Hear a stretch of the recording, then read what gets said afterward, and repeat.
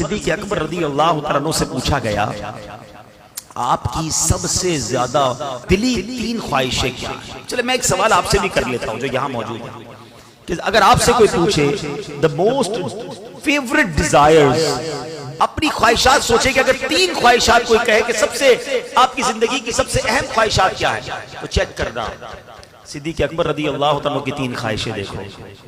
आप कहते हैं मेरी 3 जिंदगी की सबसे बड़ी ख्वाहिश है। कहते हैं पहली है अन नज़रु इलैक, दूसरी है वल जुलूसु बैन यदैक, और तीसरी है व इन्फाक़ु माली अलैक। हाय हाय हाय, क्या मोती जैसे अल्फाज है। माना बाद में बताऊंगा, खाली अरबी सुनते हैं तो लुत्फ आने लग गया। आशिक अकबर की बातें हैं ना। कहते मेरी 3 ख्वाहिशें हैं, बस अपने आका को देखता रहो।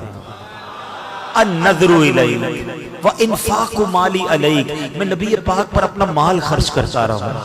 वल जुलूसु बैन यदैक, मैं बस नबी पाक के कदमों में हाजिर रहूं, मैं इधर ही बैठा रहूं। अब देखो आशिक अकबर की ख्वाहिशात थी ना, अल्लाह ने ये तीनों कैसे पूरी की हैं? पहली ख्वाहिश व नज़रु इलैक, बस आका को देखता रहा। जब नबी पाक खुतबा फरमाते थे ना, बयान फरमाते, सारे सहाबा दुजानू बैठकर अदब के साथ सर झुकाते थे, आका के चेहरे को नहीं देखते थे। सिर्फ अबू बकर सिद्दीक रदी अल्लाह तआला और हजरत उमर फारूक रदी अल्लाह तआला, ये नबी पाक के चेहरे को देखते, आका उन्हें देखते। वो नबी पाक को देखकर मुस्कुराते, आका उन्हें देखकर मुस्कुराते। तो अब पहली ख्वाहिश अन नज़रु इलैक, हाय हाय कैसे पूरी हुई। किताबों में एक जुमला मैंने पढ़ा कि वो इबादत जो सिद्दीक अकबर ने गारे सौर में नबी पाक के दीदार वाली इबादत की ना, जब आका गोद में थे। ट्राई टू अंडरस्टैंड, जरा रियलाइज करो, जब कोई किसी की गोद में होता है दीदार कैसा होता है। आंखें कैसी देखी होंगी, अबरू कैसे देखे होंगे, दाढ़ी कैसी देखी होगी, प्यारे आका के मुबारक कान कैसे देखे होंगे, और कितना जी भर के देखा होगा। उलमा कहते हैं जिस वक्त सिद्दीक अकबर नबी पाक का उस वक्त जो दीदार कर रहे थे, कायनात में वो इबादत कोई और नहीं कर रहा, सिर्फ सिद्दीक अकबर को ये मुकाम हासिल था कि इस तरह नबी पाक का दीदार नसीब हुआ। अल्लाह ने पहली ख्वाहिश ऐसे पूरी की। दूसरी ख्वाहिश व इन्फाक़ु माली अलैक, हुजूर आप पर माल खर्च करता रहूं, बस मेरी ये ख्वाहिश है।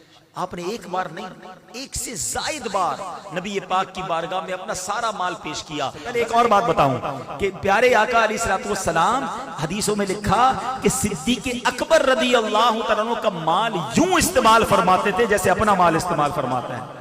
इतनी क्लोजनेस थी कि पूछा नहीं जाता था। नबी पाक सिद्दीक अकबर के माल को इस्तेमाल फरमाते, और वो हदीस अल्लाह अकबर आप फरमाते जिसका मजमून है, जितने लोगों ने मुझ पर एहसान किया मैंने सबका एहसान चुका दिया, मगर अबू बकर ने जो मुझ पर एहसान किया है क़यामत के दिन उसका बदला मैं रब से लेके उसे लौटाऊंगा। अल्लाह अकबर, किस किस शान को बयान किया जाए। अल्लाह के हबीब की दुआएं किस तरह उन्होंने ली। अरे बिलाल हबशी से कौन मोहब्बत नहीं करता, हमारे आशिकों के इमाम हैं, मुअज्जिन रसूल हैं, उन्हें छुड़ा कर कौन लाया। उमैया जो था इतना जुल्म करता था, अबू बकर सिद्दीक करीब से गुजरे, देखा बिलाल को मार रहे हैं, तपती रेत पर लिटाते हैं। आपने उसके मालिक से कहा क्यों तंग करते हो, ये मुसलमान हो गया है क्यों मारते हो। कहा अबू बकर तुम्हें बड़ा शौक है, खरीद लो इसे। आपने बताओ कितने पैसे लोगे, वो थोड़े पैसे बताता, आपने कहा ओके, वो और पैसे बढ़ाता, आपने कहा ठीक है, वो डील डन करता, फिर पैसे बढ़ा देता, वो जितने मांगता रहा आप बढ़ाते रहे, आखिरकार एक रकम पर फैसला हो गया। आपने जब पैसे दिए, उमैया पता है क्या कहता है, कहता है अबू बकर तुम तो बड़े कारोबारी थे, तुम्हारे कारोबार की मैंने बड़ी बातें सुनी, तुम्हारी डील बड़ी जबरदस्त होती थी, आज तुमने क्या किया, जो मांगा तुमने दे दिया, बड़ा महंगा गुलाम खरीदा है। अल्लाह अकबर। अबू बकर सिद्दीक कहते हैं ए उमैया तुम बिलाल की कीमत क्या जानो, तुम्हें क्या मालूम ये कौन है, अरे तुम इससे ज्यादा मांगते, मैं तुम्हें इतने देता। जब खरीद कर लाते हैं नबी पाक के पास, हजरत बिलाल को आजाद करके लाते हैं, प्यारे आका की बारगाह में पेश करते हैं, हुजूर बिलाल आया है, आपका सच्चा गुलाम आया है, हुजूर आज आजाद होकर आया है। अल्लाह के नबी क्या कहते हैं, अबू बकर थोड़े मेरे पैसे भी मिला लो, बिलाल को आजाद करने में जो तुमने रकम खर्च की है मेरा माल भी उसमें शामिल कर लो। सिद्दीक अकबर कहते हुजूर मेरा माल आप ही का तो है, हुजूर मेरा सब कुछ आपका है। अल्लाह अकबर, क्या क्या कारनामे बयान करूं सिद्दीक अकबर रदी अल्लाह ताला अन्हो के। सुनो तीसरी ख्वाहिश, वल जुलूसु बैन यदैक, कहते हुजूर मेरी तमन्ना है कि बस आपके कदमों में जिंदगी गुजरे, जिंदगी तो गुजारी, मगर जब वफात का वक्त करीब आने लगा, आका तो तशरीफ ले जा चुके थे ना दुनिया से, हैं, मगर सिद्दीक़ अकबर रज़ी अल्लाह तआला अन्हु ने वसीयत क्या की, कहते देखो जब मेरा विसाल हो जाए ना तो मेरी मैयत को नबी पाक की बारगाह में ले जाना, रोजे के सामने रख देना और ये कहना कि हुजूर अबू बकर हाजिर है, अगर अंदर से इजाजत मिल जाए तो साथ दफन कर देना, इजाजत ना मिले तो जन्नतुल बकी में दफना देना।